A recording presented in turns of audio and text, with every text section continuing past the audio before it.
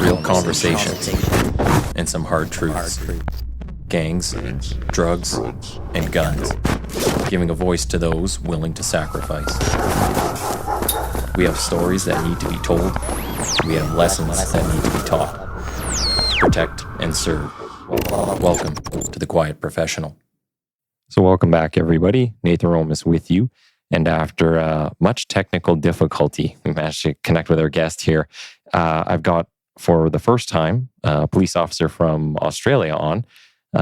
We have Corey Allen on the program, and he's joining us to discuss some policing differences between the countries, some programs he's been involved in, and a few different aspects of his own life. So Corey is an inspector at Queensland Police Service. He's been serving the community since 1986.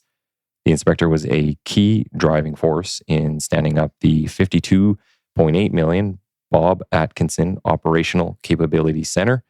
He completed a Churchill Fellowship exploring youth homeless programs internationally, which was brought back to improve police interactions with youth in Brisbane. Inspector Allen was awarded Alumnus of the Year in 2013 for Griffith University School of Arts, Education and Law. And he's also got time to conduct TED Talks, volunteers, and makes media appearances such as this. So welcome, Inspector. Good morning here. I appreciate all your efforts trying to work out the technology, but it's the curse of the modern age. Yeah, it always seems to fail when you need it the most. So, and again, I apologize. We're trying to set up for the listeners, we're trying to set up a Zoom meeting, and I'm having this thing, it's kind of jamming up. So we're doing this by phone, so the audio will be a little bit different. But no, thanks for coming on the program. We usually kind of start at the beginning because people like to hear about others. So hoping you can kind of start us at the beginning and tell us about where you come from and what growing up was like. Sure. Well, just to put people in the picture geographically, Queensland is the state of Australia. It's a big piece of dirt. We're 1.8 million square kilometres.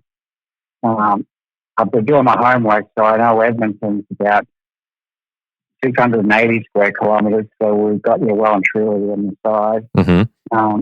5.3 million people in Queensland, 12,000 police. I grew up here in the capital city, which is Brisbane. I was a pretty average kid going through everything that kids go through, but I grew up in a home that, we had a fair bit of drama, if I can put it that way. I grew up in a house where police came around regularly, and, there was alcoholism and domestic violence and other issues. And, for a long time, I just thought that was how people grew up and that was normal. It wasn't until I got out of that home I realised that life could be different. I was always interested in the military. My father was an infantry soldier, and I got accepted as a pilot into the Air Force as an officer in the Army, and I went hot-tailed it to officer training in the Royal Australian Army. I probably wasn't the best student there. I was pretty... I'm not going to say wild, but I really enjoyed the social aspects and fell in love with a girl down there and ended up resigning from the military to be with her. And when you're 18 and a half and you think you know everything, it was not a surprise now looking back that relationship lasted about 2 weeks before I hitchhiked my way back to Brisbane and found myself in a bit of a pickle. My parents were... I already had a difficult relationship with my parents because of the way, I was brought up, and, most of us couldn't wait to get out of the home, probably understandably. So I didn't go home, and I was embarrassed about the choice I'd made of trying to weigh a good career in the military. And I ended up sleeping on the street. So there was a nice park near the river that goes through the middle of Brisbane. Mm-hmm. So I slept at the base of this particularly big tree for a while in the sleeping bag that the Army's probably still looking for. And I slept at friends' houses and under their house and in the abandoned car until I got enough money to have a little one-bedroom apartment of my own and slept on the floor there. I'll be honest up front. I didn't start up with any idea about I'm going to join the police and right all these wrongs that I've experienced. I actually didn't have any aspirations of joining the police because of the relationship with police when I was growing up. Police would come around to our house regularly and they really wouldn't help us. I would generally give my dad a bit of a talking to, if not a bit of physical encouragement not to be there. And then we'd be back at it the next week. So the police weren't people in that time in my city that you would cross the street to talk to, let alone, join them up when you've had that experience growing up. But some of my friends from school joined the police and they said, this is perfect for you. You've got the experience in the military, you've got all the aptitude in the world. And I was lucky enough to get in. 36 years later, I'm kind of still engaged. I still love going to work. I'm still, strangely, I must have that personality trait that makes you want to be involved in everyone else's problems. And while policing's changed, some of the fundamentals that I've grown up with are sustaining me today. The fact that we do actually go and help people, even when they don't want to be helped sometimes. We do have a lot of trust in the community. And, I've been looking at what's happening in Edmonton and around your way as well. We're experiencing similar things and it's not getting any easier. Yeah. Yeah, there's definitely a lot of similarities. Actually, even when I talk to a lot of the Americans that I know or have had on here as guests, same issues. Theirs are a little bit more, I'll say, to the extremes than you might see in Australia or in Canada. But it seems like policing is policing for the most part worldwide, and you see the same issues. One thing I do want to kind of go back and touch on though was, so you're saying there alcohol was an issue in the home.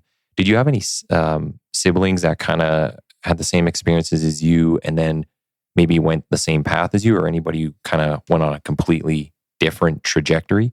I had a brother and a sister, and each of us carry a little bit of a scar from what happened to those children, and it definitely shaped our decisions. Without going into details, my brother had a much harder time than I, and he had a lot of contact with police as a young man. He came good eventually, but I think when I talk to my children now, it's like you're going to get the start that I didn't get, because you're in a safe house, because we don't. I have 2 drinks and I'm a lunatic, so I rarely have any more than that. Our kids are well fed and cared for. They've probably never even heard a fight between my wife and I. So they're going to get that start, and maybe they'll hit the ground running without having to overcome some of the behaviours and issues that we had as a young kid.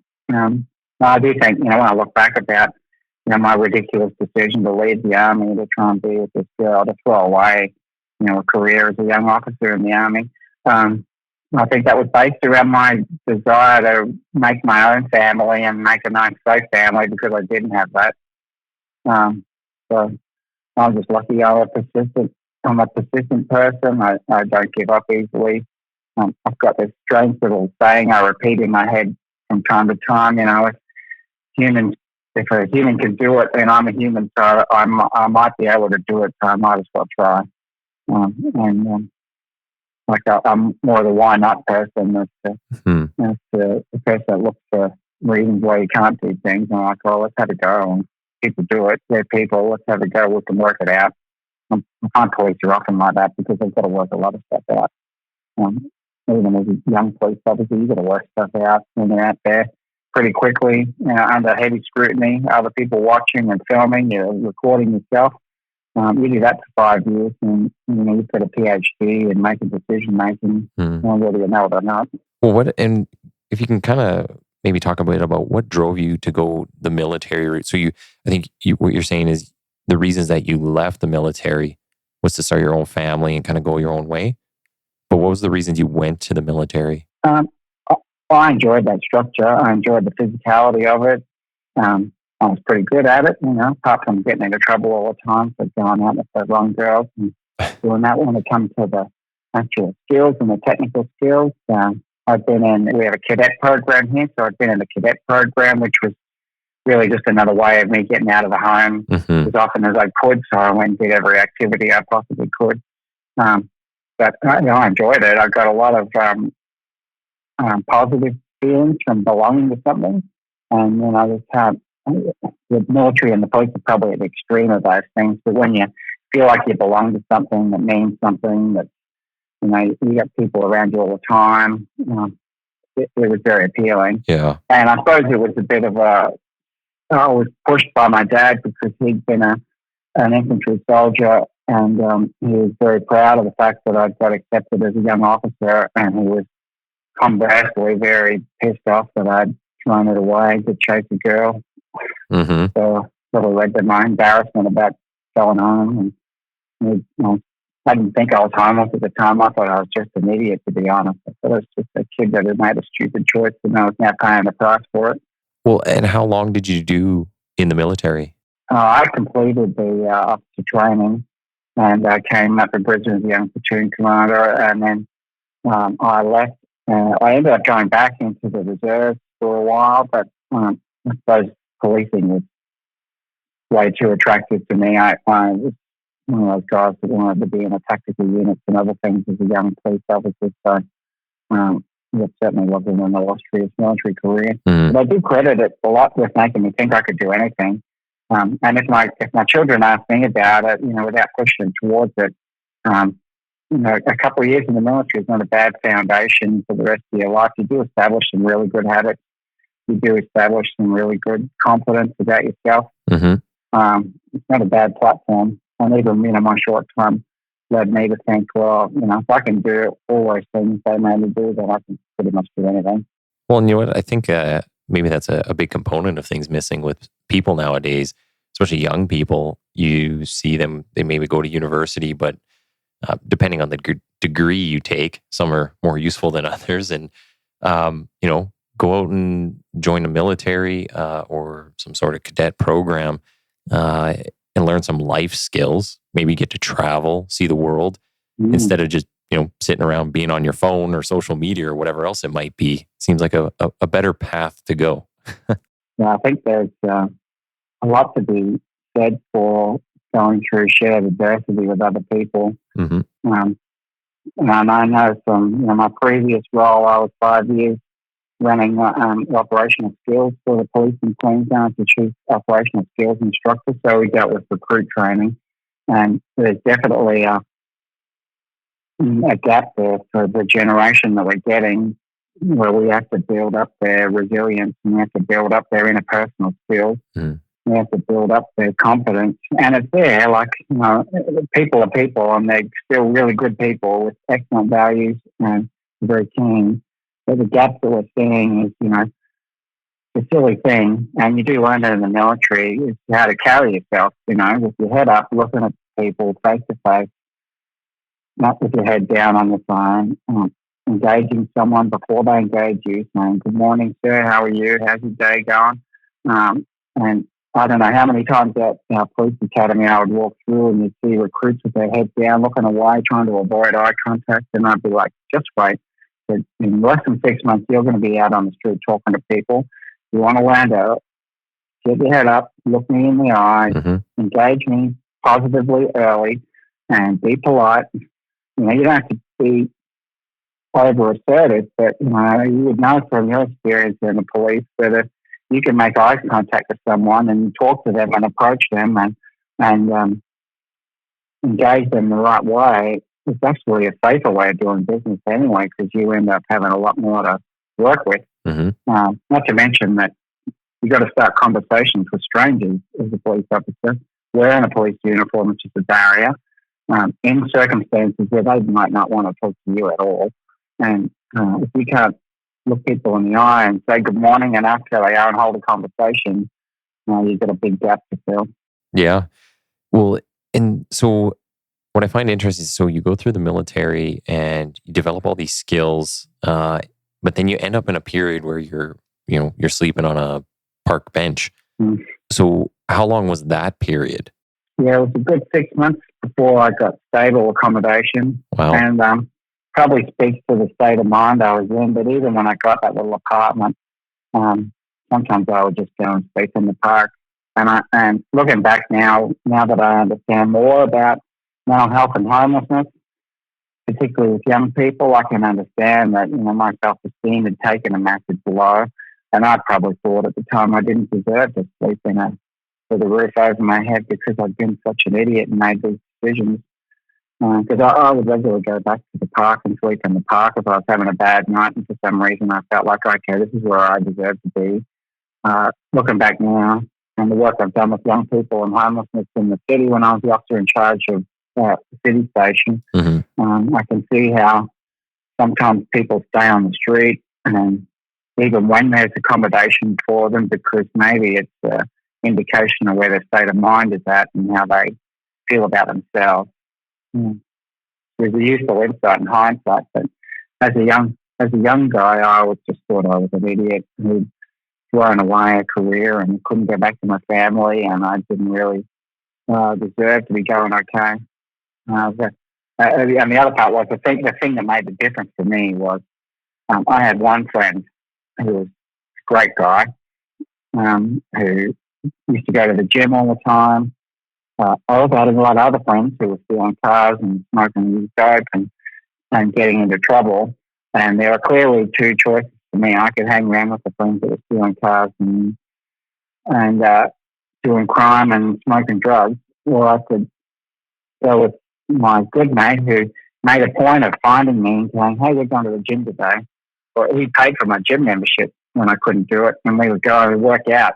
And then we would go to all you can eat, anywhere that had an all you can eat around Brisbane. We would hit it. They would keep us going for a few days. And that really saved me from making 3 horrible mistakes. I could have easily been the kid that was in a stolen car, and I would have never joined the police. I could have easily been the kid that was, selling drugs to his friends to get drugs for himself, and I would never have had the life I've had. So that one person can make a difference in another person's life, and I've since learned that one person can be a police officer. The right police officer in the right place, showing some empathy. When you got the time and you have the capacity, having the right conversation in uniform, it's very influential. With a person that's probably the worst time of their life, you can change the trajectory of that person's life, even if it's only 10%. If you change their trajectory 10 degrees, they're going to be a long way away from a bad place in a few years' time because you had that conversation with them and you showed that kindness. Well, I think you kind of hit on a bunch of stuff that, we were going to, I was looking to get into at some point. Was you have a lot of driving factors that you just kind of ran through there of why you do the things you do now, right? And why, you're involved in a whole bunch of different programs or have developed a bunch of different programs to help youth and homelessness. And is a pretty amazing career. Is this the friend that you were talking about that was helping you out? Is this the same friend that told you to go or pushed you to go join police? No, he didn't like the police either. Oh. We had, police in the 1980s in Brisbane. We were just before a massive judicial inquiry into police corruption and police behaviour. Oh, okay. So while I have no doubt that there were a lot of excellent police in Queensland at that time, our contact with police was not good. Like we knew police that did drugs. We knew police that would give you a smack in the head if you looked at them the wrong way. Oh. The police was not a positive thing. It was more that I had a couple of friends in school who I knew were decent people, and they said, no, I know this is what people think about police, and this might be what you've experienced, but there's a whole group of police who are the right people doing the right thing mostly. So I was really lucky when I first joined the police. I got hooked up with a partner who was a really good communicator. He was a funny guy. He often used humour to break people's animosity, and he knew where the pitfalls were and who not to associate within the police and elsewhere. And he guided me in the right direction. And eventually, that group that I knew who, did policing the right way, who just loved and enjoyed the job. That group grew, and most of my friends from that era now are in charge of significant pieces of the police, and we have a lot to say about how it happens. So I'm grateful to have made those connections in the police early and I'm sure it's the same in every department. There's people who do things the right way all the time, and then there's people that, maybe haven't got the best habits, But 1980s in the police in Queensland is pretty rough and ready. That massive inquiry unearthed a lot of issues about police corruption and police behaviour and other things. And I'm so relieved now that when I got to be in a position of authority, I used to look back and think, I wonder how the senior sergeants and inspectors back when I was a young guy ever slept at night knowing all this mayhem was going on, and police were so loose in how they behaved. Because I don't have to lose sleep about that at all now. I know, hand on heart, that the police that work for and with me, they care about what they do. They are open and accountable about what they do. They make mistakes when they have a bad day sometimes, but there's no malice in what they do. They welcome the body-worn videos when they're implemented. Police here started buying them themselves because they wanted to be accountable and record what they did. So I've got so much respect for the culture of police here, particularly because it's changed, but particularly because I've seen the culture of police elsewhere. So when I went on my churchill fellowship, some of the places I visited, you could tell the culture of police was very adversarial with the community and aggressive, and police felt like they were under siege all the time. And obviously the environment was quite different. Some of the places I went and worked, but I came home thinking I'm grateful for the culture, the Australian police culture. And I think that's probably why we get along so well with Canadians, because I see a lot of similarities between our culture about, we're not here to shoot people, we're here to save people.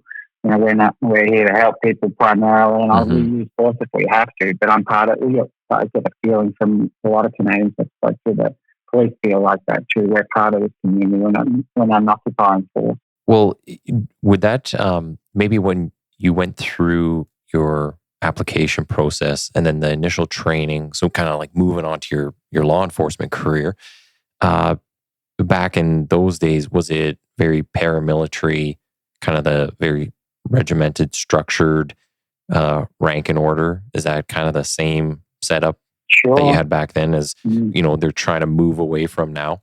Yeah, it was very heavily law-based, so we did a lot of remembering pieces of law and not so much about process or policy either. It was just about heavy legislation-based. We did a lot of marching, which I've never marched to a job, even though I love a good parade. Operational skills training back then was pretty basic, but there was never a lot of training on the things that we see as important now. And I've had a lot of influence over what the training consists of, about coaching people's emotional intelligence and decision making is a big piece of recruit training now. Giving them the resilience, physical and mental resilience, to be able to cope with, what the expectations are.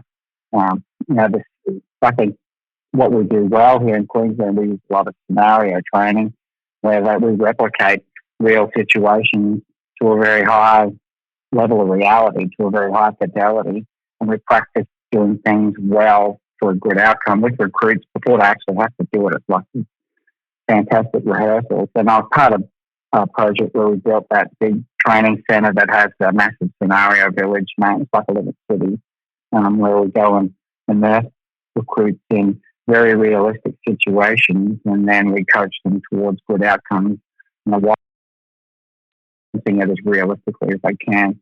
So, I didn't get any of that when I went through the academy. It's pretty much if you could recite the definition of assault and the other pieces of law, and you didn't cause any trouble, and you passed all your physical tests, you were booted out. And I was only lucky. I think the best training was when I actually got a good partner, and I watched how he worked and how he communicated, and I picked up a lot from that first 6 months with him. The street work, learning like as you go, kind of on the job. Yeah, I think that on the job training is probably more formational, more of a foundation than than the college training. So now we talk about the program for recruits is 6 months roughly at the academy, and then it's another 12 months when you're on the street. So your program is 18 months before you're appointed. You get sworn in as a constable after your 6 months, but you're not permanently appointed for another 12 months. So we give them all that 12 months on the road with mentors and field training officers, and they complete workplace activities and assessments throughout that period. I think that's where they really earn their stripes, so to speak. Maybe I'll kind of ask this here because it's probably a good transition to it. Is, do you have any thoughts around, or maybe this even, I don't know if this comes up in Australia, but it's a narrative that's up here in Canada, looking at a policing college.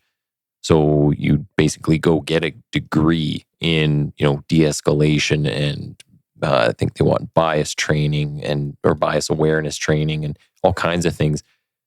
But when I'm listening to what you're saying, and I remember back to my experiences going through recruit class with the RCMP, and then I jumped over to the Edmonton Police, so back through training again with them. And then you get that time on the road. You can't substitute that practical experience, that hands-on experience with books. And for me, I think where I learned the most, just as you were kind of saying, is like on the street, actually talking to people. Granted, it's a much more dangerous environment, but you need very good trainers, people that are very dedicated to doing that role to do it. You don't want to just have anybody training your brand new recruits. But I don't know. I'm kind of torn between this idea of a college or turning the police into a profession in that sense, where I don't know, it's almost like replacing the practical stuff with just theory and then just send you out there. Yeah, they're two different pieces of learning. So I did go to university quite early because I always wanted to go to university, and I did things I was interested in. I was the first graduates of the criminology school here. They were only very new. And it certainly helped me understand how to learn. It helped me think more broadly about the profession as it was becoming a profession.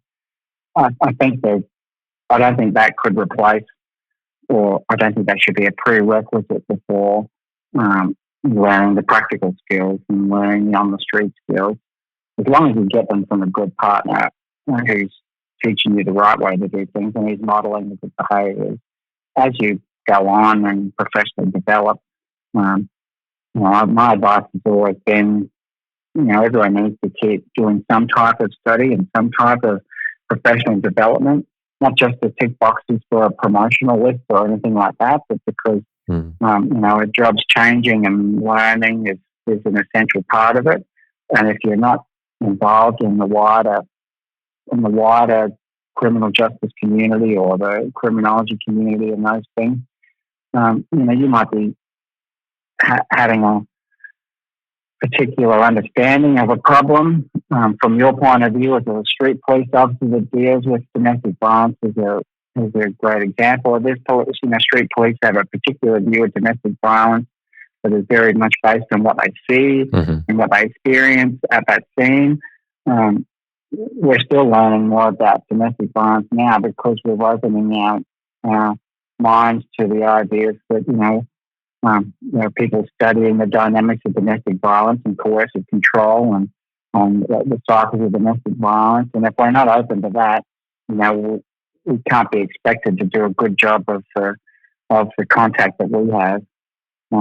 And my advice to any people in the police is just find something you're interested in and just keep plugging away at something achievable and interesting. Because nothing worse than doing university study that you hate and having to just pass and get through. I always did things I was interested in, engaged in. I'm still doing stuff, much to my children look at me as I've got one young. My son's about to finish his senior school, and he said, "Are you still studying?" I said, "Yeah, I still do stuff with my friends from the uni, but I only do stuff that's interested in. We do research together because." he's a great guy and he's a friend of mine. We get to hang out together and I can make that research happen, and it's stuff that we can then turn into something useful for operational police or police somewhere else to do. I don't do it because I want to get another degree, another qualification. He was horrified at the thought, but I'm sure one day he'll find something that puts a bit of fire in his belly and he'll want to do a bit more study. He'll want to understand a bit more about it. Because definitely it's not going to substitute that practical skill of getting out there with an experienced operator who's going to coach and look after you. Yeah, I did my degree in finance and then jumped over to police, and now I've got 11 years. Am I at? Yeah, 11 years on. So I still got a ways to go, but I love doing the operational side of things. But doing the union work that with our association, that's kind of rekindled some stuff that I'm like, you know what? I might actually like to go and try, maybe a different degree or look at a different path to things. I love learning about people. I love talking to people. So, I mean, even just this podcasting is like a new direction. So as long as you kind of find something that piques your interest and, like you said, it's achievable. Some things are a little harder than others to get, but if you think, this is achievable and you got the right people in the right places to help you along as well, you can kind of make a journey of it, and your whole life is just learning the whole way, right until you die. You can be learning. So, yeah. The podcast is a good example. I think, your interest in this is obviously you got some support, and you got some guy from Australia talking to you now because, you showed the interest and I'm interested. So, that in itself is professional development and learning. Yeah, 100%. So one of the things, just before getting onto like the numerous programs that you've been a part of, just wondering if you could kind of run us through like some of the different things you've done in your career, because like you've been in tactical, you've been in supervisor roles. So can you kind of walk us through what your career might have looked like?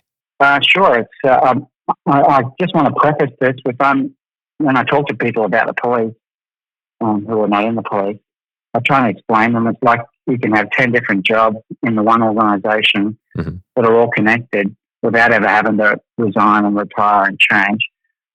So I just still think, even though it's more challenging than it's ever been, it's still one of the best jobs around, mainly because you remain connected to purpose throughout your career. So I worked in, my first posting was at Mobile Patrols, which is like our first response to urgent type calls in the greater Brisbane area. Pretty much, 200 police at that station, and we would just go to everything urgent and rapid and make quick decisions. And it was great because we generally left before much paperwork had to be done by the local police. So we were sort of like to contain and hand over people and take the jobs that we wanted to, and that was exciting and fun.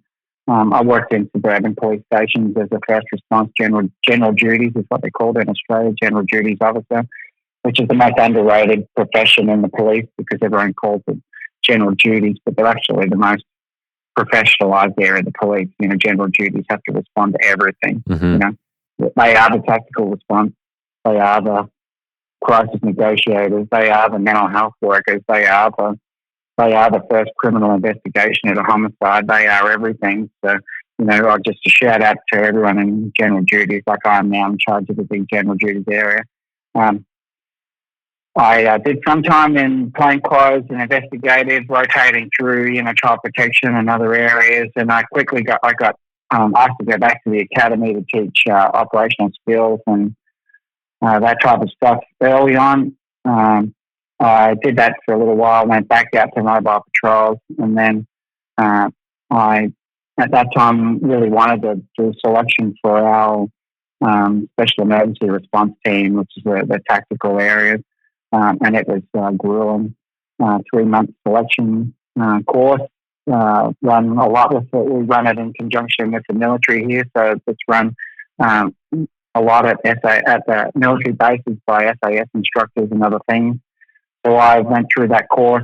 I thought I'd passed it until the last day, and they said, "Yeah, you're just not quite right yet because you're quite young and you didn't really gel with everybody. Mm. You can come back and do it again next year. So I remember that very moment when my heart sank, thinking I've just finished 3 months of torture. Yeah. And I didn't make it, but I came back the next year and they were surprised to see me.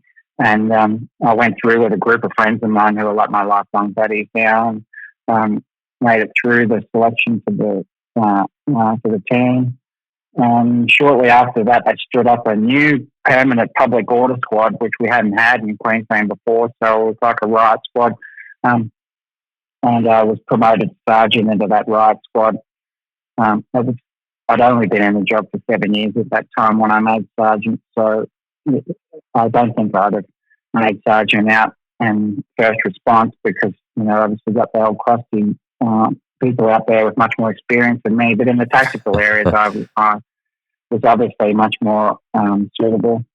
It's been 8 years there and it was very good. That period was so important, I think, not just for the unit, but for Queensland, because we had a history that was very checkered with public protests. So, there was a period in Queensland where you weren't allowed to protest on the street, and it was very confrontational, and the police would go out and remove anyone that was protesting on the street. It was very adversarial. So when they started our full-time unit, there was just, it's odd when you say it out loud now, but there was a protest, there was a period in the 1970s, early 80s, where the Premier of Queensland just declared that street protests were unlawful, and the police were used as a battering ram to get people off the streets. And imagine how that went with the public perception of police. But when we started up this full-time public order squad, again, with groups of people who knew that people had a right to protest and that they could do so peacefully, and that was one of the things that I'm sure that everyone would agree with, that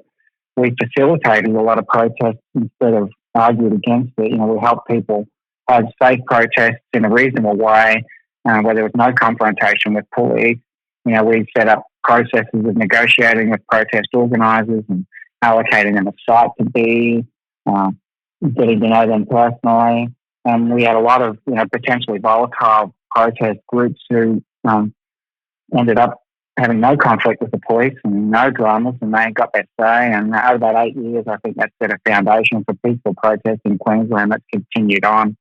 I went from there to a newly formed tactical crime squad in the Brisbane City district, which was a new sort of in between general duties and tactical policing, sort of like that. I don't know what you'd call it in the States, but you see, dressed down, plain clothes officers that are not detectives and investigators, but we were doing the bypass drug deals, doing the low-level drug dealing and street crime. Okay. And and a branch of that was we had a particular area in Brisbane that was known for street prostitution and drug dealing. So I ran undercover operations there for street and drug prostitution, which was also an eye-opener to me that the way we policed that previously was very heavily enforcement-based and targeted at the women, mostly women who were on the street. And we flipped that on its head and targeted the drug dealers and the people who were harming the women and left the women alone. And just by shifting the way we targeted and who we targeted, the women who were actually the victims, when you looked at the dynamics of it, they were the people spending $1,000 a day on heroin at that point. When we stopped arresting them and started targeting the flow of drugs and money effectively, and we really did work hard at that, the women actually couldn't make enough money to buy drugs and they couldn't get enough drugs, so they actually started to take help. So I learned a lot from that dynamic, the way you look at a problem and work out who are the victims and what your role is in it is. So being a sort of guy that thinks we could arrest the world and the courts will sort them out at that point, it was interesting for me to learn that, the people we were arresting were probably actually harming. So maybe if I stop arresting them and start targeting the problem and where the problem opportunities are, we're only a small team, but we made a massive difference in that street. Reduced street prostitution almost down to nothing. Women took help. Less women were hurt on the street. It was just fantastic. Not to mention, it was fantastic fun policing. You got undercover people on the streets. You got listening devices. You're doing controlled operations and controlled activities for drug buys. You're rolling out on drug targets really quickly. It was definitely fun TV style policing at some point. Well, and you talked about that on like one of the, I'm trying to remember the website. It wasn't your TED Talk. It was on some. I did do a podcast where I spoke about that, yeah. Yeah, and I had that specifically noted in the notes here about the work you'd done with some of those girls out on the street, because it seemed like maybe a bit of a turning point in your career where you're starting to head more down the path of helping these people and not so much just, like, let's just say like tactical or like you're saying, it's just about arrests. Is that kind of one of the main turning points? Yeah, it definitely made me look at what impact you had when you did what I thought police work was all about. And I had a moment when I was working with the other detective sergeant that was running the unit, and he was showing me how the operations work. And we arrested a street worker for public solicitation, and she was cranky and upset, and we took her to the watch house and charged her. And I said, "What happens now?" And he goes, "Oh, well, she gets a $300 fine." I said, "But is she going to get any help? Obviously, she's going to be having a bad night coming down off heroin tonight, and obviously she's got health issues." And he said, "Oh no, she'll just get a fine." And I thought, well, we probably just did her more harm than good, because now she's got to go and do 3 more jobs to make $300 to pay that fine, or she'll get a warrant and get arrested for that fine down the track. And I thought, oh, that was a pointless and negative behaviour from us to go, why would I target her? Mm-hmm. We went a little bit deeper into it and actually did interviews with the girls on the street, girls and there are trans people and other people there as well. And we did video interviews at the time where I asked them about their background. Where did you come from? How did you get into this? What do you think the problems are? And at first they were bewildered as to why police would be asking these questions, because before all we did was arrest them and move them on. And I said, I really want to understand what's going on with you, because you seem like a really nice person. I've met you a few times now when there's no problems, and I want to know how you end up in this situation. And I think if police had a better understanding of how you end up here in this desperate situation, putting yourself in harm's way for money for drugs, then maybe we could do a better job. And I ended up getting 10 interviews with these street workers, and I showed them to all the police in the area as part of training to go, this is where this person's come from and why they're there, and this is why we're doing things differently. Mm-hmm. And that's when I knew, even though we did still arrest a lot of people, we actually arrested a lot of people. There's nothing to make 20 or 30 arrests a night. But we would pick the eyes out of those arrests and say, well, this guy's got serious, background for violence and offending behaviour. So we would do some more work on that person to think, is he a potential predator? Because we had 2 street prostitutes murdered during that period. And we did identify those people through that work, the offenders through that work. What were the connections between the drug dealing and that area? So whenever we got someone that was offering drugs or offering to deal drugs, we would instantly roll out an operation on them and turn them over as quick as we could. And eventually the impact of that was that people were too frightened to bring drugs into that area. Mm-hmm. And people that were coming to give money for sex, and that they were also too frightened to go there because they didn't know if it was a police officer they were speaking to. So by cutting the flow of drugs and money and pushing that policing effort towards actual things that could change the problem, we went from about 120 street workers that were on our profiles down to around 20. And word on the street was that the girls just told us they can't make money there anymore, and they can't get drugs without thinking the police are around everywhere. So all the agencies that were in the area, and they were always there, all the support agencies who never really got past saying hello to the girls, all of a sudden the girls were saying, actually, I need some help because, I can't get drugs anymore. I can't make a living doing this. I need to take the help that was available. Well, it was fantastic. It was a really good revelation to me to think, okay, well, if we can direct our efforts towards a better understanding of the problem, we'll actually end up doing more good than harm. Well, and you know what, that kind of makes me, as you're saying all this, it makes me think of how success might be measured.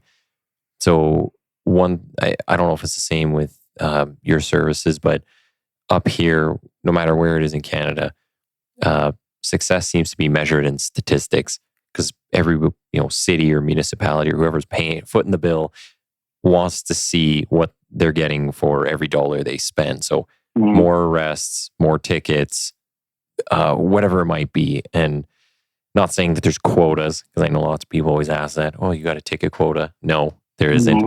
But, just in general, people want to see like the numbers, how many thefts are happening, how many assaults, all these different things.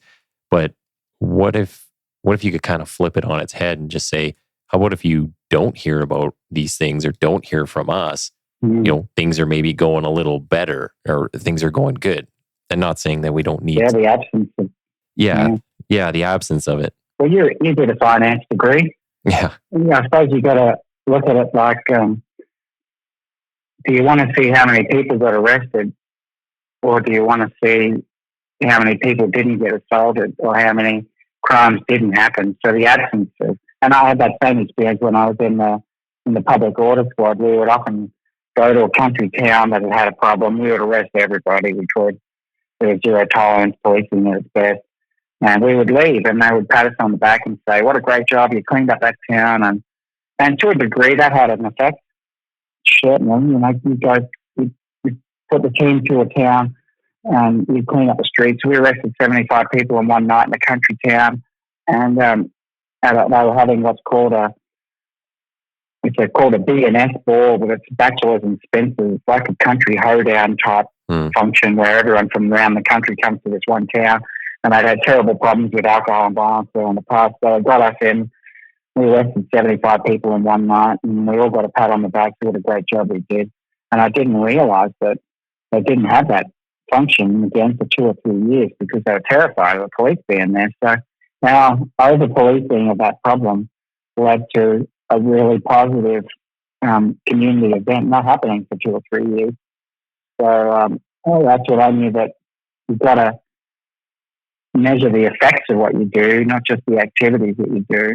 Yeah. So while it's easy to stack up arrests and tickets, but you might end up with having very little effect for a community that hates you.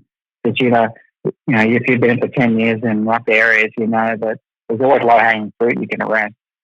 But honestly, I'd rather see police use their discretion and use that leverage now to push those people towards what is the bulk of police work here. And I assume it's the same where you are, but so much of our work is health issues and drug issues and mental health issues. Yeah. That won't be solved by police arresting people.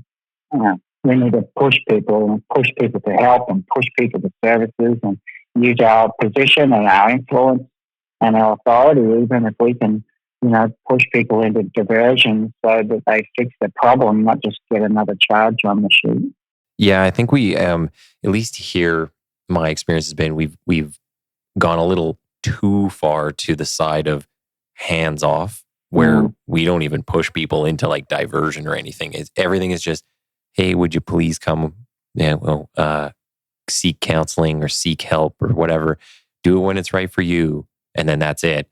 And it's like, at some point there's some people who are so bad that it's like, okay, we do need to look at some options. We need intervention, and sometimes there's got to be a hard line, where you say, okay, you've caused X amount of dollars in damage, or you've hurt X amount of people. Like, you are now going to get help, and sometimes you got to make people go.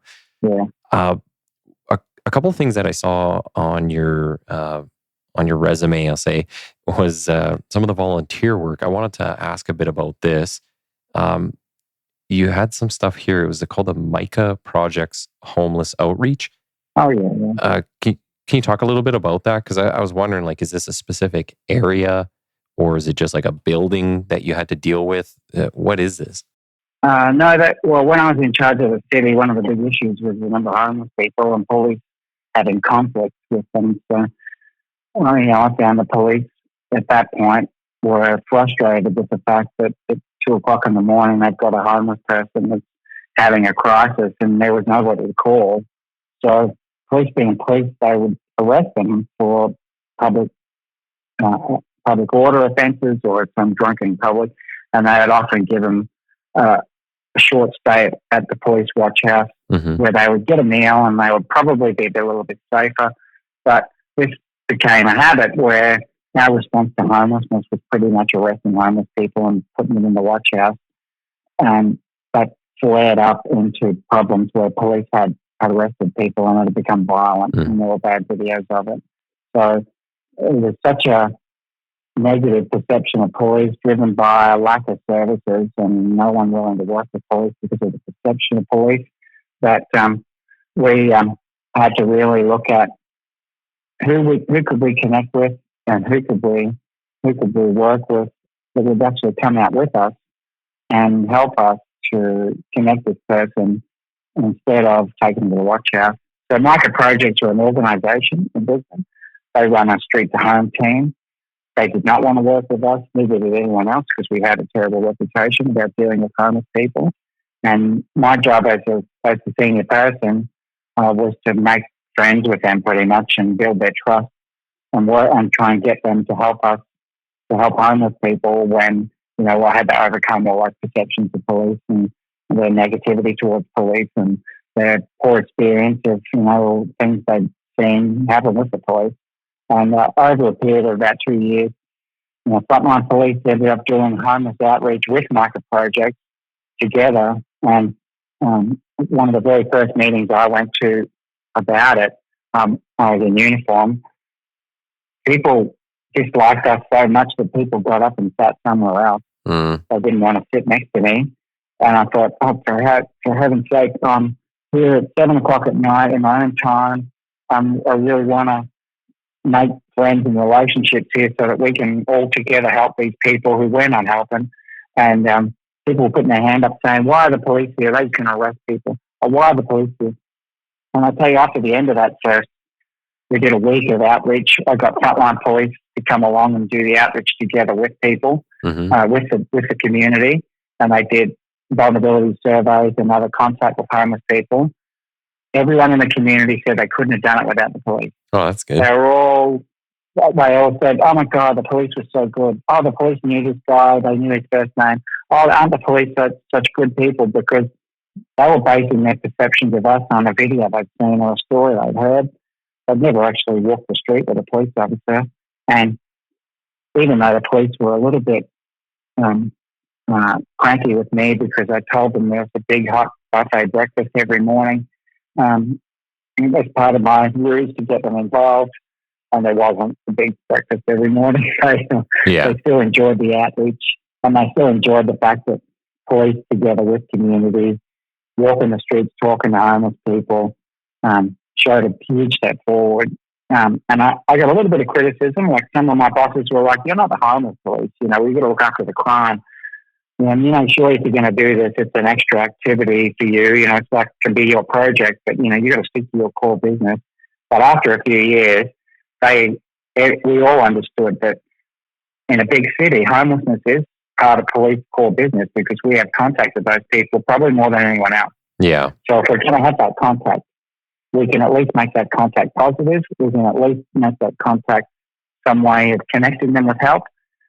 So what changed in Brisbane was the attitude and culture of police as a result of being involved in these community engagement stuff that actually helped them get people off the streets and actually help people get houses. They felt so much better about their job, and it freed up a hell of a lot of time where we would deal with a homeless person in crisis. We'd have to take them to the hospital to get a medical clearance, and then we'd take them to the watch house, and they'd be off the road for 3 hours.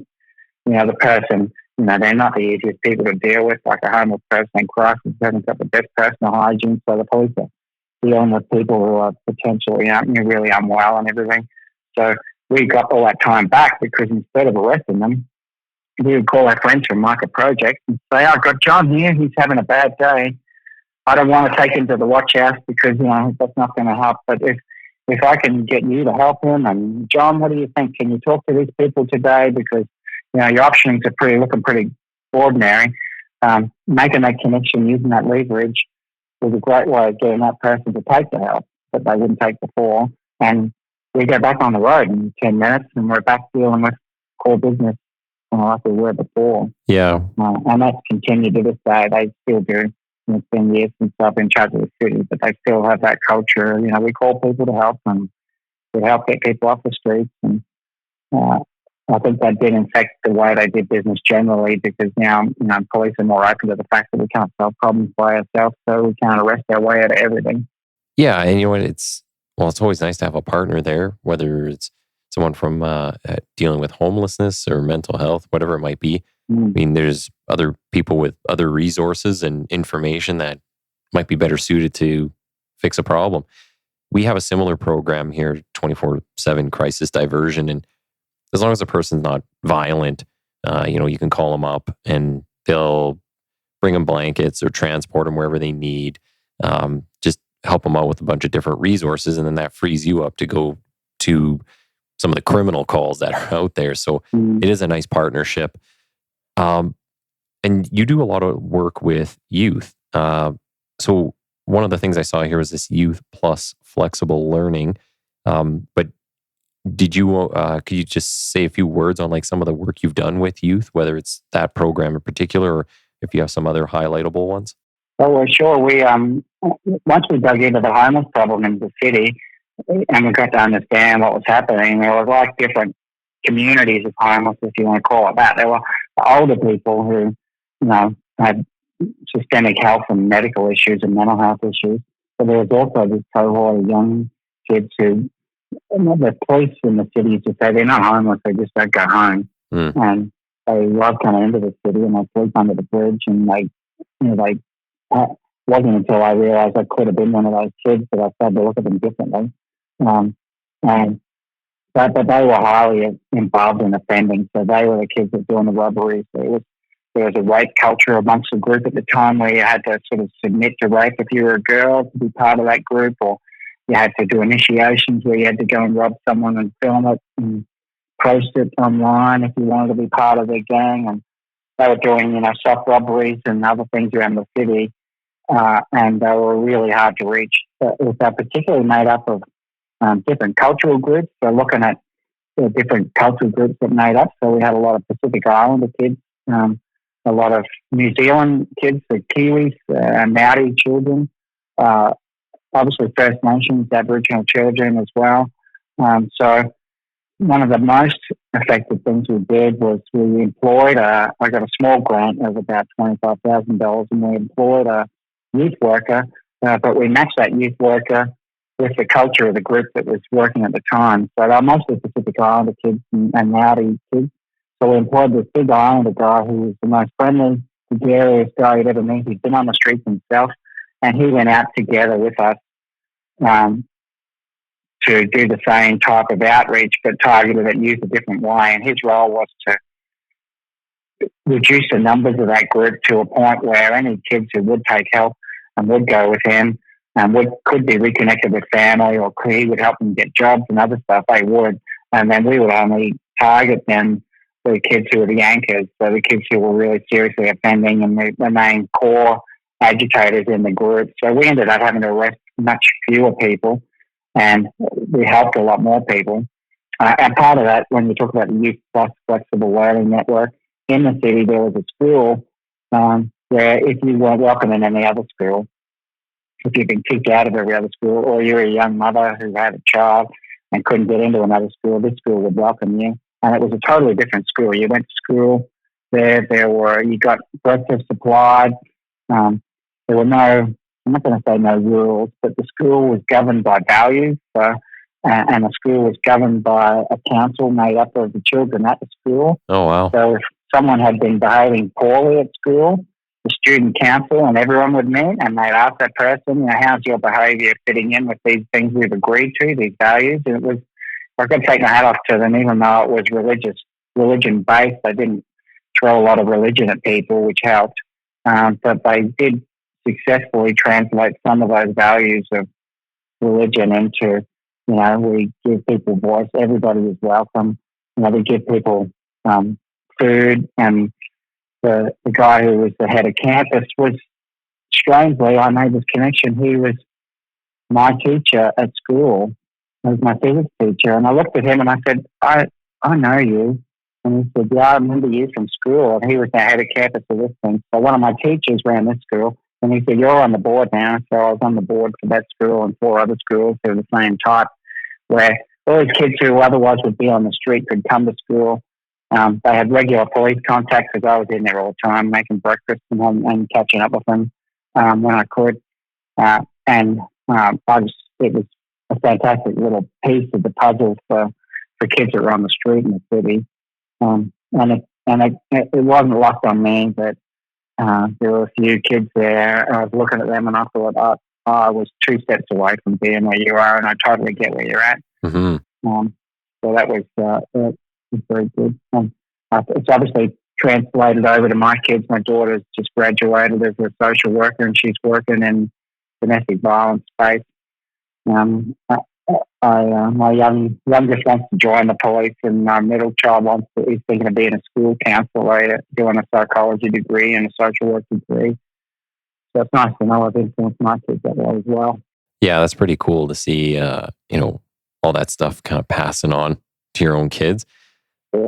I don't know where you find the time to do all that stuff, but I don't now, yeah, you just don't sleep.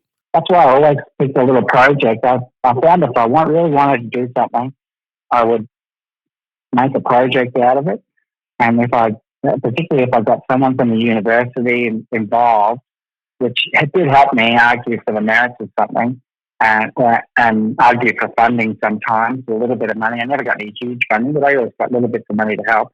Whenever I made a project out of something, it kind of was my little mechanism to tie me to an outcome and a timeline. So I would then go, okay, this is now a project, this idea that I've had or this connection that I've made. Let's formalize a little bit of it. And then I felt obliged to start and finish it. So that's kind of my little personal mechanism for making sure that I actually start and finish some of the ideas and things that I'm interested in. And that also paid off at the end too, because then we could market the success of it by, being able to show, here's a good evaluation of it. Here's something we did with the university and with this other person. So it was pretty wholesome as far as representing police differently from what my people might see on the news or hear from their friends. Mm-hmm. Speaking of not having all the time in the world, but you do TED Talks. This is something that I think is very curious. The first person I've had on that I can think of that even does these. How do you even get involved in that? I'm not going to call it a cult, but okay. The whole TED arrangement intrigued me, so I applied for a ticket to go and see the TED Talks in Brisbane. And it was odd because you log on and you've got to write a story about why you want a bloody ticket. And I was like, I just want to buy a ticket. It's $50. I'm going to go along for the day. Yeah. But you had to write a 250-word piece about why you want to go to the event. And I thought, man, I didn't understand it at the time, that they curate the audience. So I get the right sort of people there who are probably usually introverts, but people that want to actually do something with ideas and they want to connect with people. And it's just a fantastic vehicle to make that happen. And when I applied for the ticket, I got an email from them saying, you'll have to meet us for a coffee and we'll talk about it. And I'm like, geez, it never sounded so hard to get a ticket for something before. Yeah. And when I met with them, they asked me to do a talk. So you can't volunteer for a TED Talk. You've got to be invited. It's not how it works. They've got to somehow find you and hear about you. Oh, okay. The word of mouth was a lot. So they had heard about me and they asked me to do a talk. Why I think it was important was I didn't really understand what had happened in the city as well as I could have. So they said, we've looked at you and seen the stuff you've done in the city, and people told us about you on this homeless work and the youth work that you did and how that changed the culture of police for the better. And I'm like, well, I don't know what I'm going to talk about. So they sent me away and said, come up with an idea about what you think was at the middle of it. And it was amazing when I thought about it. And I thought, well, what actually happened? Because we did a lot of stuff. We did a lot of good. I was proud of it and pleased to be involved, of, particularly how well the police, just took it up. But then when I had to think about what actually happened and what were the things that made the difference, it came down to one word, and it was empathy. Mm. And I said, what happened with everything that we did, every little project, and we did a lot of little projects, a lot of micro projects about giving people free tickets to get out of town instead of giving them a move-on direction. So they get a free ticket to get on a bus or a train and get back to where they needed to be. Little tiny things like that.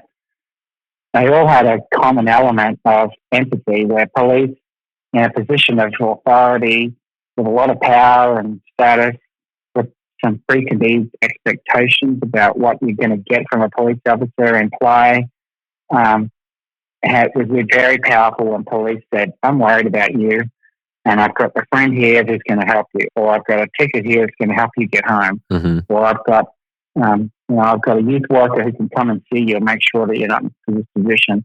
And the power of police being able to show empathy at that moment not only was far more effective and far more a respectful way of conducting that thing, but I still believe to this day it changed who that police officer was for the rest of their career. So when they had that experience of, oh, here's a person who I could have easily just given them a move-on direction and arrested them, or thrown them in for drunk, and I asked a question, can I help you? Because I'm really worried about you, and I have some people I know who could probably help you. And they have that experience of that person saying, that would be great. And they get that change happening right in front of them because they were a different type of person at that time. That I think that triggers something very strong in a police officer to think, okay, well, maybe my job's not just writing that person a ticket or put them in the watch house. Maybe my job is to see what I can do about the problem, because I'm a person and they're a person, and we are here right now. And I don't want to sound like I'm wearing yoga pants and singing Kumbaya, but we are connected. At that time, because we're both sitting here trying to work out this problem for you. And I saw that many, many times with police who were, probably a little bit burnt out, probably a little bit bitter and jaded, who worked with a youth worker and helped a young kid and got him a meal and got him a ticket home. And I saw that happen, and I saw them, the rough edges soften. I saw them become a happier, better person at work. Our sick leave went down at the station. The morale at the station improved.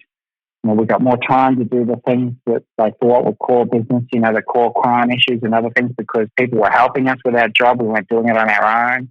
And I saw police use that same approach to other problems. So they would go to a house break-in, and instead of just taking a report and leaving, they would say things like, can I come and check on you because you look really upset? So I might just drop back in tomorrow and make sure you're okay. Or I'll come back and I'll bring the crime prevention sergeant and we'll do a security order to your house because I know this has been upsetting to you. So I just saw them pick up this little idea that if you showed a bit of empathy and you did a couple of little extra things, that was very worthwhile for both you and the person involved. And that was what the TED Talk was based on. It was 11 minutes of sheer terror because there's no auto cue. You got to remember it, and you're on the internet live. And I had a meltdown beforehand because I was so nervous about doing it. Yeah. I thanked my wife because she kind of yelled at me just before I went on. I said, I'm not doing it. I said, I'm going to stop this up. And she said, you get on there, your children are watching. Yeah. So it was good. And since then, it's been really nice that TED Talk now gets used in universities and criminology studies around the world. I get messages from people all the time to say, I watch this and I just thank you. It's nice to know that police are thinking like this and there's people like you that are committed to doing something about it. And it's been a wonderful little segue. And now I'm part of the TED community because I coach other speakers and I help run the events here in Brisbane, the Brisbane TEDx. And I don't have time to do it. But like I said to my wife, I go back into that community and there's all these people who come there with ideas and with who are generally introverts who want to be involved and actually do something and take action. And it's such a positive group that you'll rarely find in one place at any one time. It's an amazing thing to be involved in still. I've helped another police officer do one. Is there any sort of commitment to it then? Like, are you under a contract to work with them, or is it just kind of as you want to come and go? Oh, no, nobody makes any money out of TED, so it's not profit. Nobody gets paid. There's no money involved. It's just people that want to believe in putting ideas into action, that TED's the vehicle for it to happen. People watch and share the videos, but if you ever get a chance to go to an actual event, it's the whole day. So we had one recently. I set up an activation space as a little VR project I did where we had VR de-escalation scenarios. But I coach the speakers and then I help them in the green room so they don't run away down the street screaming before they go on.